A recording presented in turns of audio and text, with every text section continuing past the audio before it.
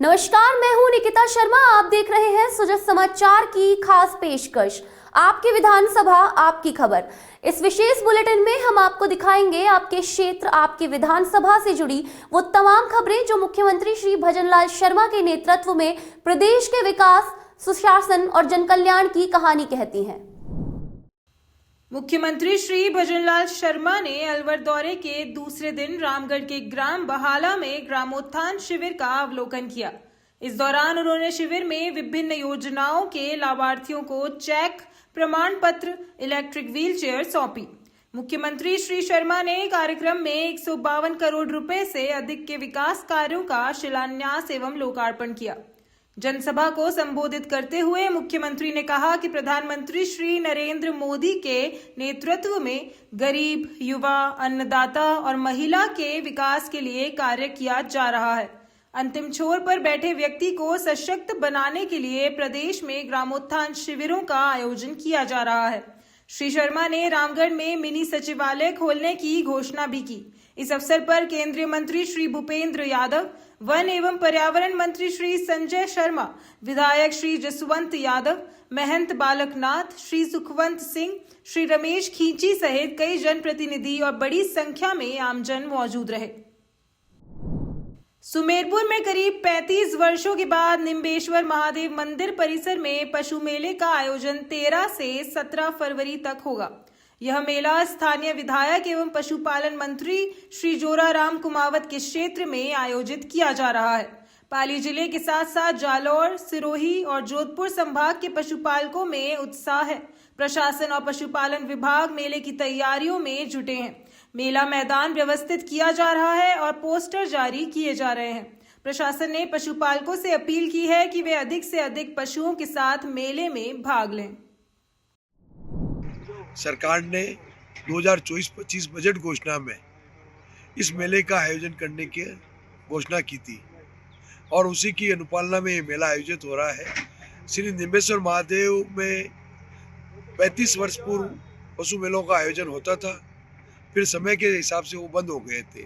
राज्य सरकार की एक ऐसी अनूठी पहल शुरू हुई है जिसके तहत हमारी विरासत, हमारी संस्कृति और हमारे पशुपालन क्षेत्र को कैसे बढ़ावा दिया जाए उसकी शुरुआत की गई है। इसी के तहत यहाँ जो मेला आयोजित किया जा रहा है उसमें इस निम्बेश्वर महादेव के ठीक पास वाले स्थल को हमने चयन किया है ताकि ज़्यादा से ज़्यादा आमजन और पशुपालक यहाँ तक पहुँच सके। इसके अलावा इस मेला मैदान को तैयारियां करवाने के लिए जिला प्रशासन और सांडेराव जो निम्बेश्वर महादेव ट्रस्ट है, श्री जगत सिंह जी राणावत, ये सारे एक साथ टीम लगी हुई है। क्षेत्र के पशुपालकों की, क्षेत्र के पशुपालकों की और अन्य राज्यों से भी बात करने के लिए माननीय जिला कलेक्टर महोदय ने शासन सचिव महोदय और डायरेक्टर पशुपालन को लेटर लिखे हैं कि अधिक से अधिक इसका प्रचार प्रसार किया जाए ताकि आने वाले भविष्य में ये मेला परमानेंट रहे। केंद्रीय कृषि राज्य मंत्री श्री भागीरथ चौधरी उदयपुर दौरे पर रहे। उन्होंने केंद्रीय बजट 2026 को लेकर प्रेस वार्ता की। मंत्री श्री भागीरथ चौधरी ने कहा कि केंद्रीय बजट 2026 में समाज के हर वर्ग का विशेष ध्यान रखा गया है। यह बजट प्रधानमंत्री श्री नरेंद्र मोदी के आत्मनिर्भर भारत के विजन को साकार करने की दिशा में एक मजबूत कदम है। पीएम श्री मोदी का स्पष्ट लक्ष्य है कि भारत आर्थिक, कृषि, औद्योगिक और तकनीकी रूप से आत्मनिर्भर बने तथा लोकल फॉर वोकल को बढ़ावा मिले। मंत्री श्री भागीरथ चौधरी ने कहा है कि आम बजट में किसानों, युवाओं, महिलाओं, गरीबों और मध्यम वर्ग के लिए कई अहम प्रावधान किए गए हैं। कृषि क्षेत्र को मजबूत करने, ग्रामीण अर्थव्यवस्था को सशक्त बनाने और रोजगार के नए अवसर पैदा करने पर विशेष जोर दिया गया है। इसके साथ ही स्टार्टअप्स, एमएसएमई और स्थानीय उद्योगों को प्रोत्साहित करने से देश की अर्थव्यवस्था को गति मिलेगी। प्रदेश में अपराधों की रोकथाम में डूंगरपुर पुलिस को बड़ी कामयाबी मिली है। डूंगरपुर जिले में वर्ष 2025 में वर्ष 2024 के मुकाबले 17% अपराधों का ग्राफ कम हुआ है। डूंगरपुर में पुलिस की चलाए गए विभिन्न ऑपरेशन के चलते चोरी, नकबजनी, लूट, दुष्कर्म और महिला अपराधों की संख्या में काफी कमियां आई हैं। डूंगरपुर पुलिस अधीक्षक श्री मनीष कुमार ने बताया कि बेहतर पुलिसिंग के चलते डूंगरपुर जिले में वर्ष 2024 के मुकाबले 2025 में अपहरण, दुष्कर्म व महिला संबंधी अपराधों का भी ग्राफ कम हुआ है। डूंगरपुर में अपराधों की कमी के पीछे पुलिस की सख्त कार्रवाई और लोगों में जागरूकता को बढ़ावा देने के लिए लेकर चलाए जा रहे अभियान व ऑपरेशंस को कारण माना जा रहा है। जी देखिए, 2024 के मुकाबले अगर 2025 की बात करें तो ओवरऑल जो क्राइम्स है उसमें 17% की गिरावट आई है। इसमें अगर अपन क्राइम वाइज बात करें तो हत्या का प्रयास में 35% की कमी आई है। डकैती की एक भी घटना नहीं हुई है। लूट की वारदातों में 44% की कमी आई है। अपहरण के मुकदमों में 28.5% की कमी आई है। बलात्कार के मुकदमों में 53% की कमी आई है।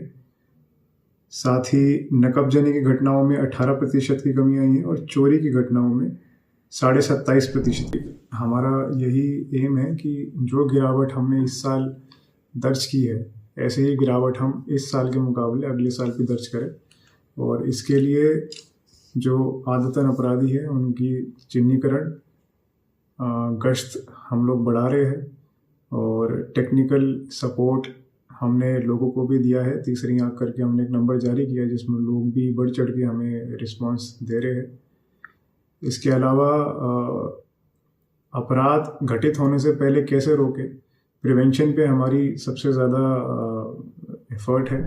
मुख्यमंत्री श्री भजनलाल शर्मा के नेतृत्व में प्रदेश भर में ग्राम उत्थान शिविरों का आयोजन किया जा रहा है। इसी कड़ी में भरतपुर के चिकसाना में ग्राम उत्थान शिविर का आयोजन किया। शिविर में ग्रामीणों को मौके पर ही लाभ मिला। एडीएम श्री घनश्याम शर्मा ने चिकसाना में आयोजित ग्राम उत्थान शिविर का निरीक्षण किया। शिविर में राज्य सरकार के 13 विभागों के स्टॉलों का अवलोकन कर संबंधित अधिकारियों से योजनाओं की प्रगति एवं लाभार्थियों से प्राप्त फीडबैक की जानकारी ली। चिकसाना ग्राम पंचायत के सरपंच मान सिंह ने बताया कि शिविर में 13 विभागों से संबंधित योजनाओं का लाभ एक ही स्थान पर उपलब्ध कराया गया, जिससे ग्रामीणों को समय और संसाधनों की बचत के साथ राहत मिली। ग्राम पंचायत चिकसाना में गिरदावर सर्किल पर राजस्थान सरकार द्वारा निर्धारित गिरदावर सर्किल वाइज कैंप आयोजित किए जा रहे हैं। इन कैंपों के अंतर्गत कृषि एवं उद्यानिकी विभाग, कृषि विपणन, मत्स्य विभाग, सहकारिता विभाग, पशुपालन, डेयरी, पंचायती राज ग्रामीण विकास विभाग, ऊर्जा विभाग, सभी विभागों ने भाग लिया। इसमें 100 पैनल के कुछ आवेदन तैयार कराए गए ऊर्जा विभाग द्वारा। कृषि विभाग द्वारा भी इसमें मिनी किट्स वितरण व सौर पंप, सॉइल हेल्थ कार्ड के कार्य किए और सरकार द्वारा पंचायती राज ग्रामीण विकास विभाग द्वारा इसमें स्वामित्व योजना के तहत पट्टे वितरण किए गए हैं। और स्वामित्व यदि किसी मकान का पट्टा किसी आदमी को मिल जाता है तो उसके तहत वह अपना लोन लेके छोटा मोटा कार्य कर सकता है। ग्राम उत्थान शिविर ग्राम पंचायत चिकसाना में आज लगा है फॉलो कैंप, जिसमें हमारे एडीएम साहब प्रशासन, एसडीएम साहब, बीडीओ साहब, हमारे पीओ साहब और सभी विभागों के अधिकारी व कर्मचारी उपस्थित रहे। और जो लोगों के जो यहाँ होने लायक जायज़ काम थे वो सारे काम हुए।